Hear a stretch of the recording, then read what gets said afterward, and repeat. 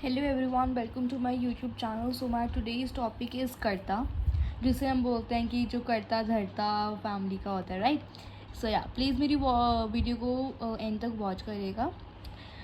The joint Hindu family is a patriarchal body and the head of the family is called कर्ता। तो basically patriarchal body जो इसमें main चीज़ है वो क्या होती है? पेट्रियार्कल बॉडी एक ये चीज़ फॉलो करता है कि जो हमारी जो मेन जो हेड होता है फैमिली का वो हमेशा एक मेल होता है। Karta is the senior most male member of the family and act as an behalf of the family. तो बेसिकली कहते हैं नहीं, हमारे घर का कर्ता धर्ता है। तो इसमें बेसिकली क्या होता है, जो कर्ता होता है हमारा वो मेल मेंबर होता है फैमिली का, और वो ही सारी चीज़ें संभालता है on the behalf of the other family members. There is a fiduciary relationship between the karta and the other family members. He is the person who take care of day to day expenses of the family. So वही अगर हमें एक चीज़ भी हमने पकड़ ली, कर्ता धर्ता, तो इससे ही पूरा मीनिंग डिराइव हो जाता है कि जो बंदा, जो मेल मेंबर हमारी फैमिली का हर एक चीज़ संभालता है उसे हम क्या बोलते हैं? कर्ता, राइट। अब इसमें हमारा आ जाता है पोजीशंस। अब हमारी आ जाती है positions of a karta. First, the karta's position is unique, sui generis and no one can compare with him. तो जो भी हमारी पोजीशन कर्ता की होती है वो एक यूनिक पोजीशन होती है और कोई भी कंपेयर ही कर सकता है, और वो एक ही पोजीशन रहती है जो एक ही मेंबर को मिलती है। He had unlimited power, but even if he acts on behalf of other members, he can't be treated as a partner. उसके पास एक अनलिमिटेड पावर्स होती है, और अगर वो किसी भी फैमिली मेम्बर की बिहाफ पे काम करता है तो हम ये नहीं बोल सकते कि वो एक पार्टनर हो गया फैमिली का। He controls all the affairs of the family, जितने भी अफेयर्स हो सबको कंट्रोल करता है। He is responsible to no one, but in case of fraud, misappropriation और conversion he is held responsible. अब बेसिकली क्या होता है, वैसे वो किसी के रिस्पॉन्सिबल नहीं है, बट इसमें एक्सेप्शन ये आता है कि अगर कोई भी फ्रॉड है, मिस एप्रोप्रिएशन है और कन्वर्जन है तो उसके लिए वो रिस्पॉन्सिबल होंगे। फिफ्थ वन है, he has the power to use the resources as he likes. जैसे कि हेड ऑफ द फैमिली को जो यूज़ करना है वो कर सकते हैं। He is not bound to divide the income generated from the joint property equally among the family members. तो वो बाउंड बिल्कुल भी नहीं होते कि इनकम को किस हिसाब से डिवाइड करना है। जिस हिसाब से वो चाहे उस हिसाब से वो डिवाइड कर सकते हैं। वेदर इक्वली 1/4 का रेशियो रखना है, 1.5 का रखना है, वो सारी उनकी मर्जी होती है। पावर्स ऑफ कर्ता में आता है राइट टू इनकम और remuneration and expenditure is the first point. The income of the joint Hindu family property in a whole must be given to the karta, that is the responsibility of the karta to allot the funds to the member for the fulfilment of their needs.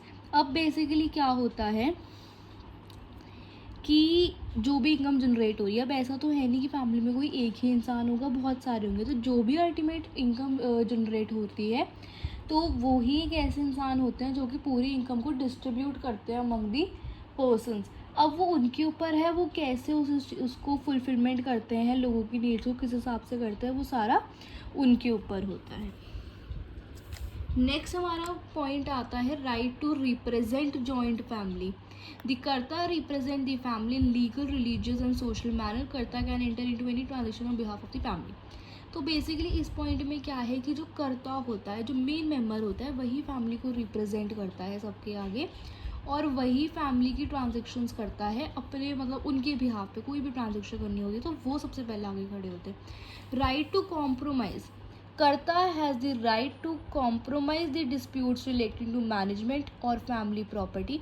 अब basically ऐसा तो है नहीं कि एक family है तो उसमें प्रॉब्लम्स नहीं होगी, 10 तरह की प्रॉब्लम्स होती है, तो वो कर्ता ही रिस्पॉन्सिबल होता है कि उन्हें वो कैसे फाइनलाइज करनी है। जैसे कि डेब्ट के इश्यूज़ होते हैं, किसी से उन्होंने कोई भी अमाउंट लिया है किसी से, पेंडिंग सूट्स होते हैं और other transactions. Power of alienation. No one among the family members can alienate joint Hindu family property, but Karta has the power to alienate the property under 3 circumstances. वैसे किसी के पास ये पावर नहीं होती कि प्रॉपर्टी को एलिएनेट कर सकते हैं, बट ये पावर कर्ता के पास जो है होती है, और ये 3 सर्कमस्टांसेस में प्रॉपर्टी एलिएनेट हो सकती है, जिसमें हमारा फर्स्ट आता है लीगल नेसेसिटी। तो अगर कोई भी लीगल नेसेसिटी होती है तो प्रॉपर्टी एलिएनेट हो सकती है। इसमें केस लॉ है देव किशन वर्सेस रामकिशन AIR 2002। ये मैं आपको ऐसे एक बार दिखा देती हूँ ताकि एक बार आप गो थ्रू कर सकें कि क्या केस है। ये केस आप पढ़ेंगे तो आपको कुछ समझ में आ जाएगा, वीडियो पॉज करके ये केस पढ़ सकते हैं। देन आता है benefit of estate. Benefit of estate means anything which is done for the benefit of joint into family property. Karta as a manager can do all things.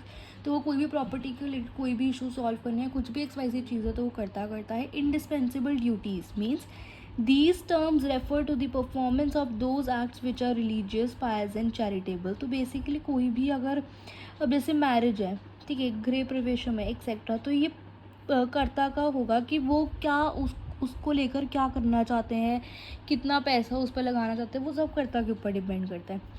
Fifth is power to enter into contract. तो कर्ता के पास power होती है कि वो contracts में enter कर सकते हैं और उनकी अपनी मर्जी होती है किन तरह के कॉन्ट्रैक्ट्स में एंटर करना होता है। And the contracts are binding on the members of the joint family. जितने मेंबर्स होते हैं वो कॉन्ट्रैक्ट उन पर बाइंड करते हैं। फिर हमारी आती है liabilities of a karta. First one is liability to maintain. Obviously बात है कि जो हमारा हेड ऑफ़ द फैमिली होगा, जैसे कि अब मेरे हेड ऑफ़ द फैमिली मेरे फादर है, तो हर चीज़ की मेंटेनेंस वही देखते हैं। तो अब क्या है कि अब कर्ता के पास रिस्पॉन्सिबिलिटी थी सारी मेंटेनेंस वही देखी, बट इसमें एक एक्सेप्शन ही होती है। If he does not maintain any member that he can be sued for maintenance and also ask for the compensation.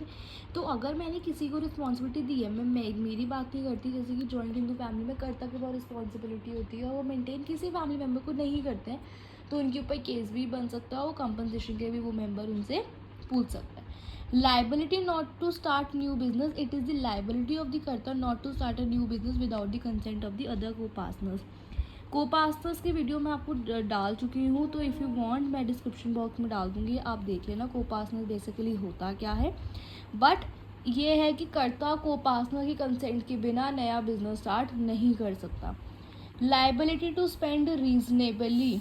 ऐसा नहीं है, क्योंकि मैंने एक पॉइंट में आपको बताया था कि सबकी इनकम वो डिस्ट्रीब्यूट करते हैं, ऐसा नहीं है वो कहीं भी इनकम स्पेंड करेंगे, एक प्रॉपर वे में स्पेंड उन्हें करना होता है फैमिली पर्पस के लिए। Liability to recover debts same है जो इसकी हेडलाइन है उसकी तरह, कि कोई भी डेब्ट है तो उसकी रिकवरी करना। Liability not to eliminate coparcenary property. It is the liability of the karta not to eliminate the coparcenary property without any legal necessity और बेनिफिट टू द स्टेट। तो को पार्सनरी प्रॉपर्टी जो है उसको वो ऐसे ही eliminate नहीं कर सकते हैं, उसका उन्हें प्रॉपर अगर कोई इशू आया है जब भी वो उसे एलिमिनेट कर सकते हैं। Thank you so much and follow my YouTube channel law gram.